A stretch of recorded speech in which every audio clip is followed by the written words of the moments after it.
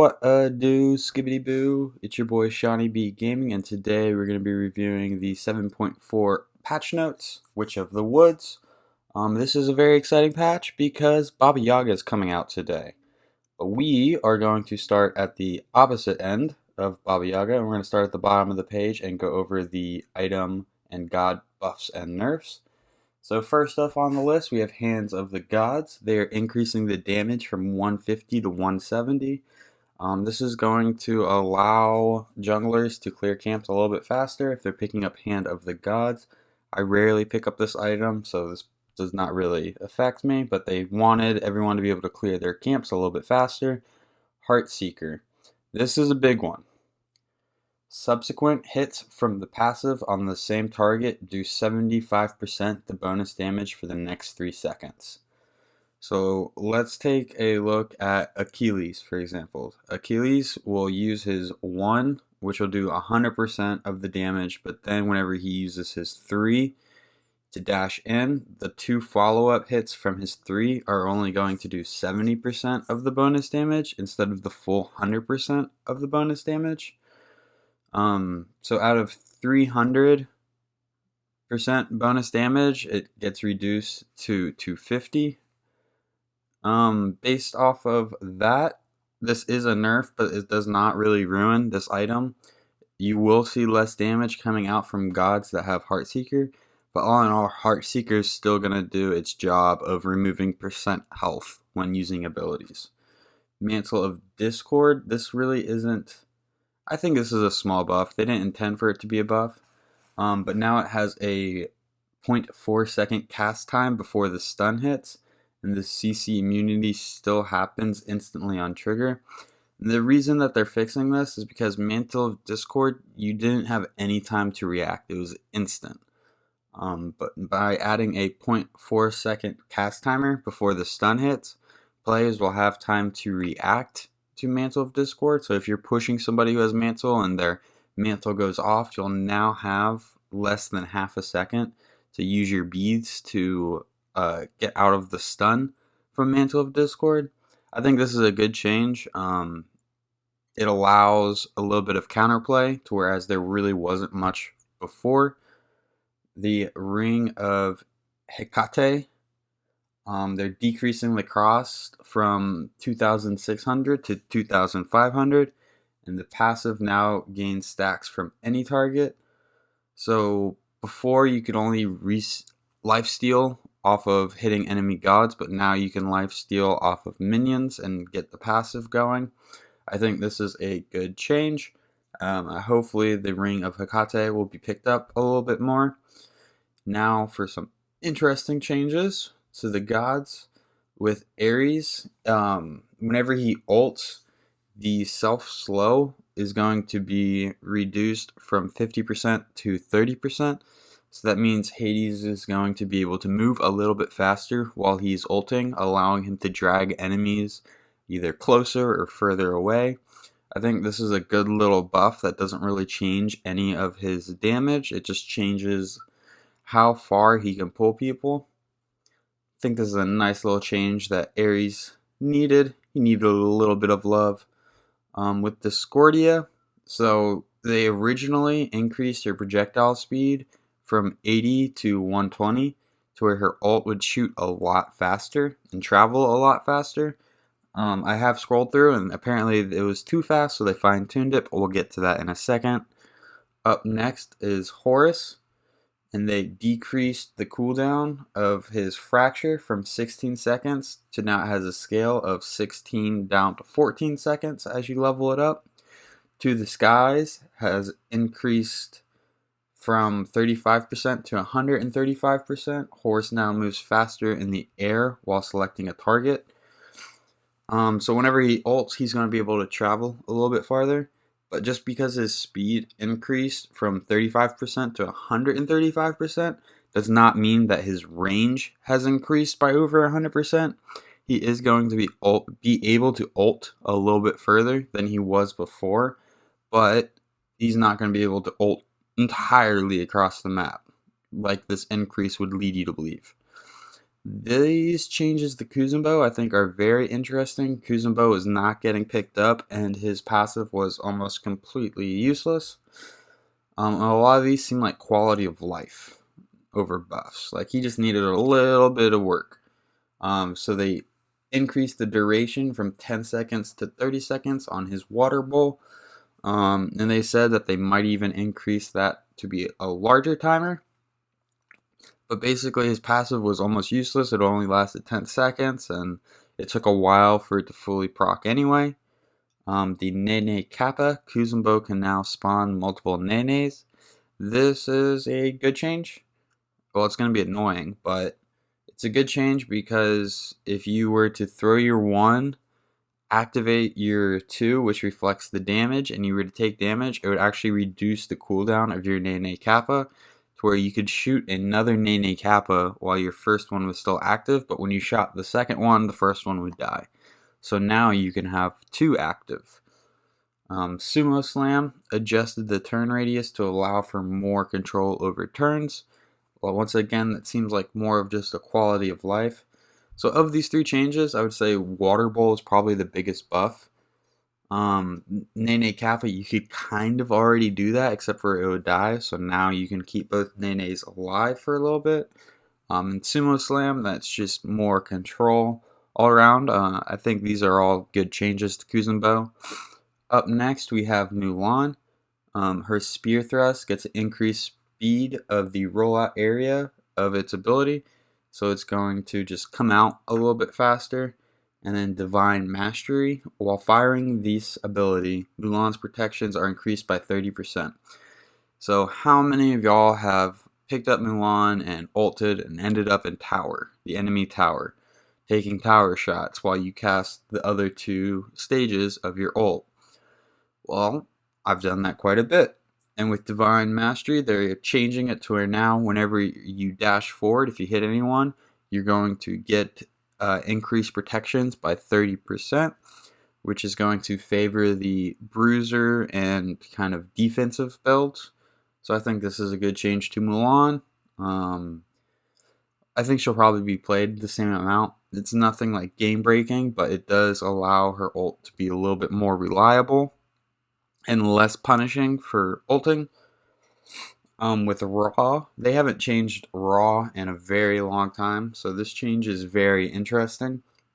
Solar Blessings, this ability will now provide 10 scaling to 30 physical power and 20 scaling to 40 magical power, to allied gods who stand in the area. So this is now going to be like an objective burner. You're going to throw this down for your team while they're trying to go for an objective. They're going to get increased power, increasing their damage output. I think this is going to be interesting changes, and I think Raw is going to get picked up a little bit more because of these changes. And then last but not, it's not, because they changed some more in the PTS. So SCYLLA got some changes, and I think these are purely quality of life. They're not really a buff. Well, they act almost as like a buff, but it's definitely not a nerf. So they fixed an issue where Crush would not apply protection reduction to slow immune targets, which only impacted the last rank. And now SCYLLA can refire this ability even while under the effects of crowd control or while dead. So that's just a nice little tweaking of her kit. So Baba Yaga. Apparently Baba Yaga came out and she was in a really weird spot. She didn't really feel right. Her potion ability was casting strange. So let's see what they fixed before they release her. So they fixed an issue where Baba Yaga's brew would not fire when used quickly. Seems important. Fixed a variety of issues and states where the ultimate could get stuck at various points. Seems like that needed to be fixed. Fixed Baba Yaga's brew not displaying any trailing effect, making it difficult to see. It's interesting. And then the Wild Witchcraft increased base damage from 85 on a scale of 85 to 185 to where now it's 100 to 300. So that's a little bit of a buff. Increased damage scaling from 65% to 70%. Note, Baba's description on PTS was displaying incorrect numbers. These numbers show what it was actually doing. Fixed an issue where some ranks didn't deal the correct amount of subsequent damage. And last but not least, the change that they made to Discordia's ult was a little bit too fast. So they decreased the speed from 120 to 100, and they increased the range from 150 to 190. So it's going to travel a little slow, but it's going to travel pretty far. So that is it for the buffs and nerfs. Now we're going to take a look at the changes made to the game modes. So, dealing with the game modes, all modes jungle camp timers will now appear on the mini-map for all camps at the start of each match. I wonder if this means like an actual timer or just a continuation. I hope it means an actual timer and you'll be able to see like a countdown on when the camps spawn. So with Conquest, this is probably not worth reading, but we're going to dive into it just to kind of see where they're coming from. Pro play has not officially started, but from our communication with pros and early reviewing of scrims, we have clear evidence that the invade meta has persisted into Season 7. Our goal as a design team was to discourage invades, but not make them impossible. Invading can be a high-risk strategy that can be exciting to play or watch, and the Season 7 changes did a good job of slowing the strategy down in normal and ranked games. However, we do understand that there was a significant amount of frustration towards this meta, and we want to take bigger steps towards shifting the meta elsewhere. In this update, we will be introducing a new mechanic to the Conquest map, Invaders Curse. If an enemy god enters the area around the opponent's back harpy / speed buff area, they will be significantly debuffed. This will be active for the first minute of the match. Invades might still occur on other parts of the map. We have gotten word of 2v2s for purple or blue at the start of the match. These invades are unaffected for now because they often result in kills or camp secures that move the game forward. We wanted to specifically discourage the type of invades where one player essentially sacrifices their progress to slow the progress of another, which we feel is inherently unhealthy to the pro meta. So there was a huge issue in Season 6 of Invades. They did multiple things to try to prevent invades. They gave everyone a free ward. They added Hand of the Gods back. They reduced the amount of XP you get for invading up until a 15-minute. And it did significantly reduce the invade meta along normal and joust games. I haven't really been invaded this season in normal or ranked gameplay. So the changes did work, but in the Smite competitive or the Smite Challenger circuit, there were still invades going on, and it was still a decently valid strategy. So right now they're adding Invaders Curse, which might be the final nail in the wall to stop the invade meta. The Jungle Shrine now emits a protective aura around each team's respective speed and back harpy camps, Invaders Curse. Only lasts for the first minute of the match. Debuff continuously refreshes on enemies in the area. 30% reduced healing, 30% reduced movement speed, and 30% reduced attack speed. The skybox art has been updated.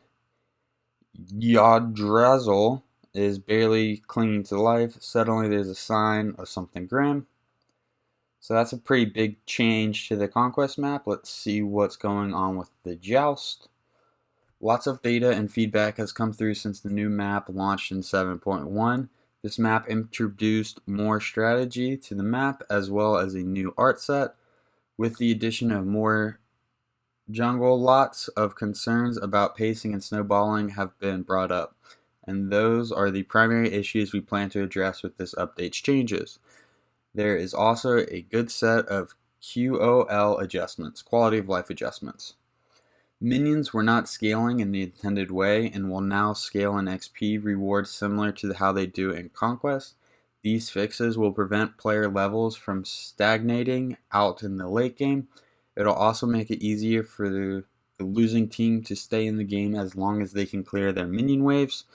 You'll also get that minion XP from further away. So you're going to be leveling a little bit different. I think that's a good change. I think the leveling in Joust just feels a little bit too slow. The red buff is being made tankier and receiving a more clear pregame timer to ensure the fight over it is an interesting one. At the same time, the other jungle buff camps are getting squishier to speed up rotation times. I think that is a beautiful change. I think blue and speed should be pretty easy to clear, and red should be a little bit tankier, so there's more reason to fight over it, or there's more likelihood of fighting over it. Finally, lots of adjustments are being made to the structures and objectives. They were too squishy, leading to quick, clean sweeps of the map. It will now be harder to kill the Phoenix, Titan, and Demon King. There are some specific changes unique to Joust or Duel for these. So the environment, adjustments made to lighting and shadows, decreased volume of various crystal hums around the map, slightly increased the width of the lane up to 10 feet in certain areas. Bug fixes, fixed an issue where the lane minions were scaling every 3 minutes instead of every 1, so that is big. Lane minions increase minion kill reward distance from 80 feet to 120 feet. That's also pretty big. Added 100% added XP reward scaling 2.5 XP every minute. Increased max HP scaling of archer minions from +5 to +10 every minute. Buff camps increased max HP scaling on all minions. Increased base HP of small camp minions. The red buff gets increased base HP and increased base magical protections. The blue buff gets decreased base HP and decreased base physical power. Yellow buff decreased base HP and decreased base physical protections. So all these changes are pretty good so far. Phoenix increased base HP from 1750 to 2000. The Titan increased magical protections from 45 to 60. Joust increased the base HP from 6,000 to 8,000, and Duel increased the base HP from 6,000 to 7,000. I think all these changes are very good. The Demon King increased max HP scaling from 310 per minute to 340 per minute. Joust 3v3s increased max health from 1750 to 2250. Increased physical protections from 25 to 45. Increased magical protections from 25 to 35 or to 30. These were all for Joust 3v3, so for Duel it's probably going to stay where it is. And then we have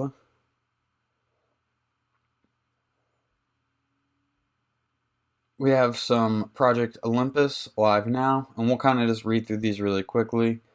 Clans have been disabled to reduce stress on Smite servers. They're having an influx of players because everyone's having to stay home. Certain queue times have been adjusted slightly to reduce the stress on Smite servers. Added progress tracking and notification for weekly resets. Votes and points from other sources will still remain unaffected by the cap.